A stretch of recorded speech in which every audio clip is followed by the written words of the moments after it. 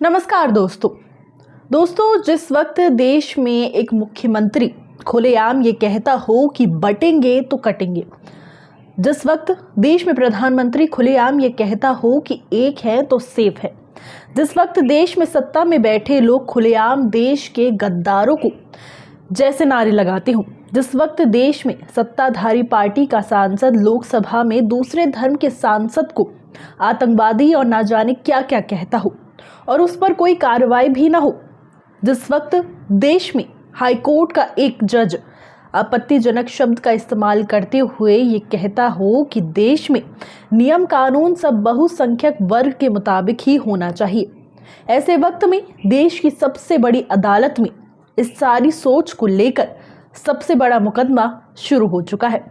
Supreme court में ये मुकदमा तो संसद से 1991 में बने एक कानून के संवैधानिक होने या ना होने को लेकर है, लेकिन असल में ये पूरा मामला विचारधारा को लेकर है, जिसकी जंग आज अगर सबसे बड़ी अदालत की चौखट पर है तो लंबे समय से वो राजनीति के जरिए समाज में पहले से ही मौजूद है। अदालत में फैसला जज साहबान सुनाएंगे और राजनीति में समाज में ये फैसला जनता सुनाती है वोट के आधार पर। वोट का फैसला मशीन से निकलता है, जिस पर हारने वाले दल सवाल खड़े करने लगते हैं और मशीन से निकले उस फैसले को भी उसी सुप्रीम कोर्ट में ले जाने की तैयारी में है, यानी फाइनल वर्डिक्ट सुप्रीम कोर्ट से ही निकालना है, क्योंकि सुप्रीम कोर्ट ही वो जगह है जहां संसद से बने कानूनों की समीक्षा भी होती है और संविधान की व्याख्या भी। और पूजा स्थल कानून को लेकर सुप्रीम कोर्ट में जो मुकदमा शुरू हुआ है उसमें कानून की समीक्षा भी होनी है और संविधान की व्याख्या भी उसके साथ जुड़ी हुई है। ये मामला क्या है? शोर तो आप इसका पिछले 5 साल में न जाने कितनी बार सुन चुके हैं, कभी काशी, कभी मथुरा, तो कभी संभल और अजमेर। इन जैसी ही सुर्खियां मंडी और उत्तरकाशी भी बटोरते रहते हैं। कई और इलाके भी आप जानते हो, शायद मुझे न पता हो, लेकिन इन सब से वो बात नहीं बन रही जो कुछ लोग बनाना असल में तो बिगाड़ना चाहते हैं। लिहाजा बात बनाने यानी बिगाड़ने वालों ने पूरे देश को हिला देने की तैयारी कर ली है, पूरे देश को खोदने की तैयारी कर ली है। इसके लिए किसी फौज, किसी सेना की भी ज़रूरत नहीं है।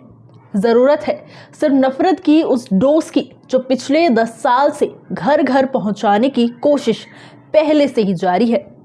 अब राशन पानी और बेहतर कल की फिक्र करने वाली नहीं, कलम और किताब थामे नहीं, फावड़े और कुदाल थामे वो फौज करीब करीब तैयार है, जिसे बड़े जतन से सुबह शाम टीवी, अखबार और सोशल मीडिया के जरिए नफरत की डोज दे देकर तैयार किया गया है। उत्तर प्रदेश, उत्तराखंड, हिमाचल प्रदेश और राजस्थान में उनकी बानगी अलग अलग जिलों और गांवों में आप उन्हें देख भी चुके हैं। इतनी तैयारियों के बाद ये मामला सुप्रीम कोर्ट की चौखट पर लाया गया है। अब इंतजार है तो सिर्फ एक फैसले का, सुप्रीम कोर्ट के फैसले का, जहां मस्जिदों की दीवार गिराने वाले कानून की एक दीवार गिराने पहुंचे हैं।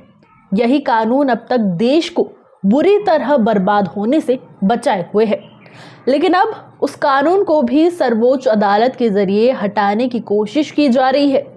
वो कानून है प्लेसेस ऑफ वर्शिप एक्ट 1991।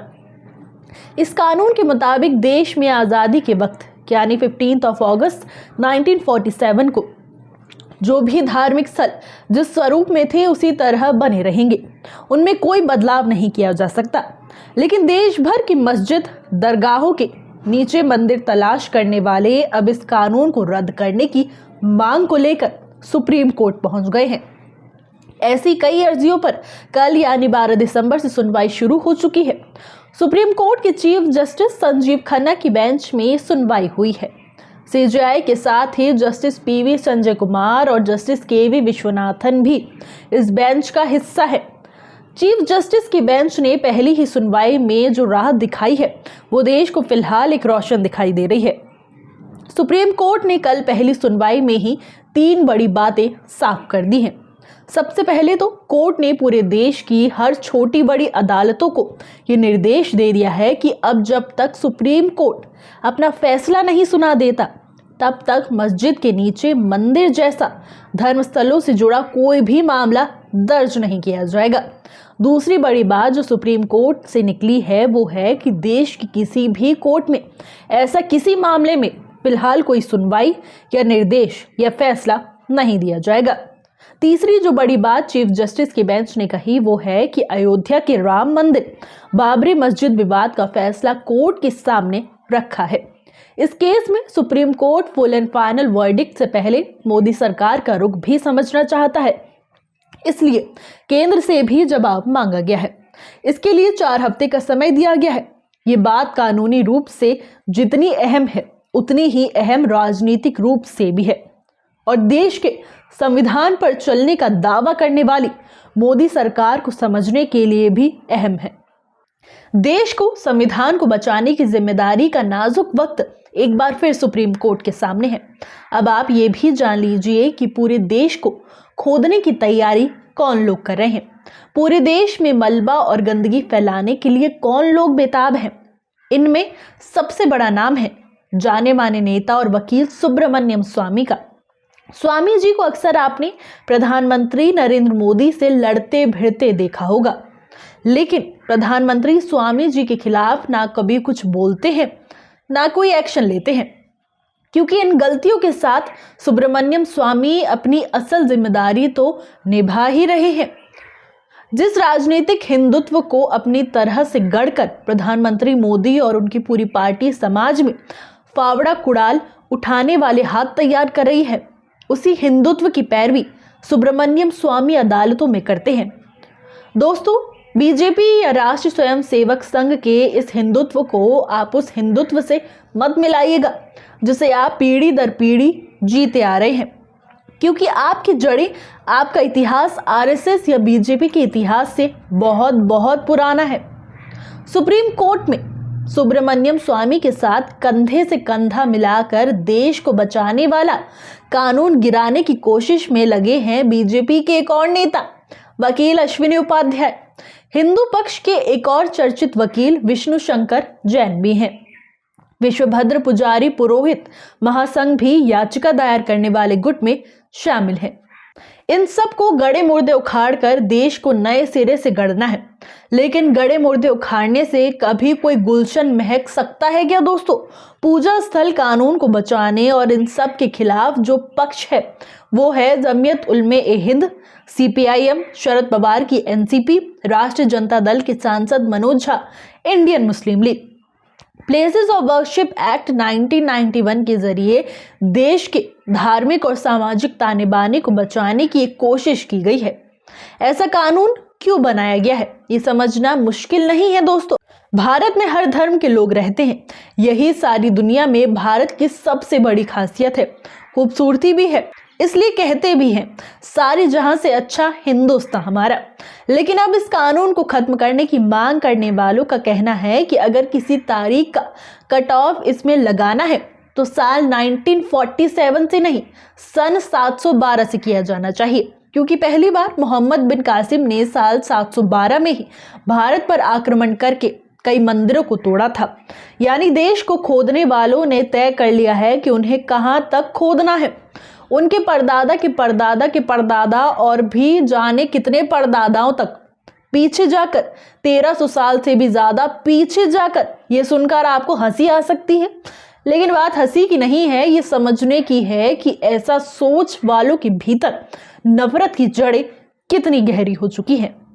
अगर सुप्रीम कोर्ट का फैसला इस कानून को असंवैधानिक करार देता है तो आप अंदाजा लगा सकते हैं कि इस देश में क्या क्या हो सकता है। कितनी बड़ी लकीर देश में खींचने की तैयारी की गई है। अगर आपको 1947 के बंटवारे जैसी खौफनाक तस्वीरें भी दिख जाएं तो कोई हैरानी की बात नहीं होगी। इस खतरे की आशंका सिर्फ अपने देश तक ही रहेगी, ऐसा भी नहीं है। भारत के बाहर तमाम देशों में रहने वाले भारतीय हिंदू अल्पसंख्यक ही हैं। आप खुद कल्पना कर सकते हैं कि उनके साथ कैसा सुलूक किया जा सकता है। सारी दुनिया के सामने भारत किस रूप में सामने आ सकता है, देश की क्या स्थिति हो सकती है। इन सब बातों से बेपरवाह बेखौफ वो ब्रिगेड सिर्फ मजहबी नफरत के जुनून में कहां तक जाने की तैयारी कर रही है, ये सोचकर ही आपकी रूह कांप सकती है। लेकिन प्लेसेस ऑफ वर्शिप एक्ट को लेकर सुप्रीम कोर्ट की बेंच का एक दूसरा पहलू भी है। वो पहलू इस देश में नफरत की पूरी राजनीति को जड़ से खत्म भी कर सकता है। अगर सुप्रीम कोर्ट में चीफ जस्टिस की बेंच इस कानून पर एक बार फिर मोहर लगा देती है तो पूरी बीजेपी, पूरी आरएसएस, प्रधानमंत्री नरेंद्र मोदी, यूपी के मुख्यमंत्री योगी आदित्यनाथ, असम के मुख्यमंत्री हिमंता बिस्वा शर्मा समेत चुनावी हिंदुत्व के जितने भी आलमबदार हैं, उन सबकी राजनीति पर फुल स्टॉप भी लग सकता है। सुप्रीम कोर्ट में इस कानून को चुनौती देते वक्त ये खतरा उस ब्रिगेड को भी होगा जिनसे मिलकर इसे चैलेंज किया गया है। इसलिए अपनी दलीलों में उन्होंने संविधान के 3 अहम अनुच्छेद का हवाला भी दिया है। यह अनुच्छेद है 25, 26 और 29। इन अनुच्छेद के मुताबिक हर भारतीय नागरिक को अपने धर्म, संस्कृति, भाषा से जुड़ी चीजों को अपने अधिकार में रखने, उनकी देखभाल करने और उनके मुताबिक पूजा पाठ करने का हक देता है। दलील इस तरह पेश की जा रही है कि प्लेसेस ऑफ वर्शिप एक्ट से जैन, बौद्ध, सिखों की पूजा के अधिकार को भी छीनता है, सिर्फ हिंदुओं के ही नहीं।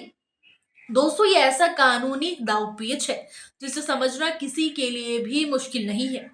संविधान और बाकी धर्मों के नाम पर एक ऐसे खतरनाक खेल की बुनियाद बनाने की कोशिश की जा रही है जिसके खौफनाक अंजाम की तस्वीर मैं आपको पहले ही बता चुकी हूं।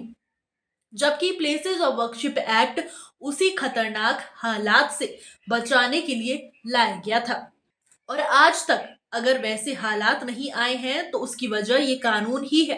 प्लेसेस ऑफ वर्शिप एक्ट के मुताबिक देश में सभी धार्मिक स्थल आजादी के वक्त 15 अगस्त 1947 को जिस रूप में थे उसी रूप में रहेंगे। अगर ये साबित भी होता है कि किसी धर्म स्थल को किसी दूसरे धार्मिक स्थान को तोड़कर बनाया गया है, तब भी उसे पुराने रूप में बदला नहीं जाएगा।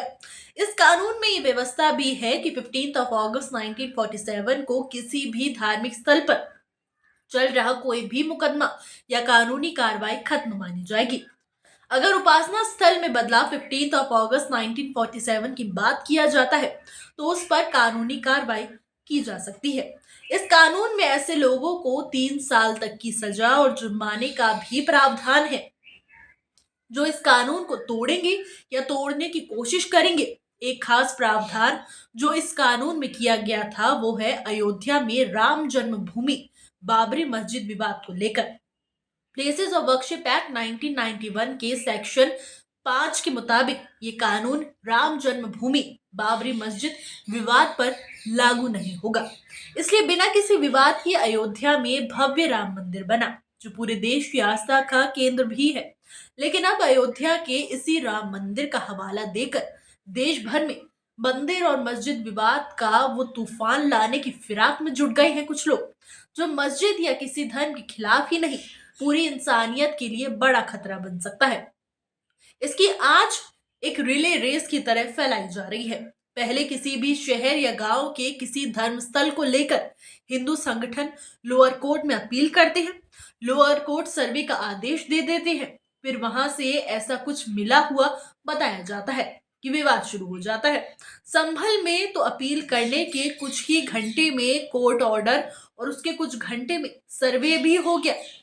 आपने शायद ही किसी केस में इतनी फुर्ती देखी होगी। लेकिन जहां सत्ता और सिस्टम का निजाम ऐसा हो कि एक जज भी ये टिप्पणी करे कि देश में जो होगा वो बहुसंख्यक लोगों की मर्जी के मुताबिक ही होगा, वहां अब किसको क्या उम्मीद की जा सकती है। इलाहाबाद हाईकोर्ट के जस्टिस शेखर कुमार यादव ने विश्व हिंदू परिषद के कार्यक्रम में ये टिप्पणी की थी, जिनके खिलाफ अब महाभियोग की चर्चा भी चल रही है। अब पहला बड़ा दरोमदार केंद्र सरकार यानी प्रधानमंत्री नरेंद्र मोदी की सरकार के जवाब पर टिका है। वैसे उसका अंदाजा लगाना मुश्किल भी नहीं है। जनता के बीच ऐसे विवाद बने रहे और चुनावी हिंदुत्व पर राजनीति चलती रहे, इसे लेकर बीजेपी की रणनीति किसी से भी छिपी नहीं है। चीफ जस्टिस संजीव खन्ना का कार्यकाल भी ज्यादा लंबा नहीं है। कुल 6 महीने में उनका 1 महीना बीत भी चुका है। 1 महीने में केंद्र सरकार को जवाब देना है।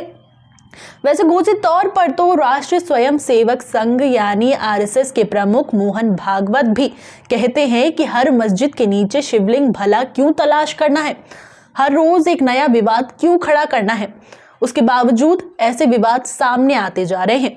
तो भागवत जी के बयानों को कैसे लिया जाए? क्या ये मान लिया जाए कि सनातन के सबसे बड़े परोपकार की बातें अब उनके अनुयायी ही नहीं मान रहे हैं, या फिर ऐसे बयानों को भी राजनीति के चश्मे से ही देखा और समझा जाए?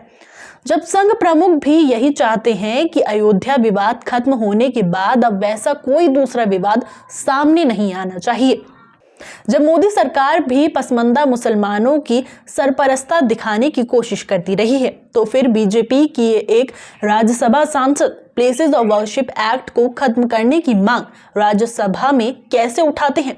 देश के अलग अलग हिस्सों में हिंदू संगठन और बीजेपी नेता कोर्ट कैसे पहुंच जाते हैं? बीजेपी से जुड़े नेता मंदिर और मस्जिद को लेकर बयान कैसे दे देते हैं? सुप्रीम कोर्ट तक ये मामला कैसे पहुंच जाता है?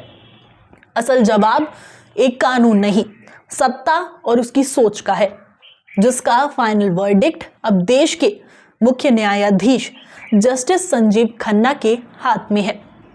कानून की मौजूदगी के बावजूद इस पंडोरा बॉक्स को खोलने वाले भी पूर्व चीफ जस्टिस DY चंद्रचूड़ ही हैं, जिन्होंने कानून की व्याख्या करते हुए एक नए विवाद की बुनियाद रख दी थी।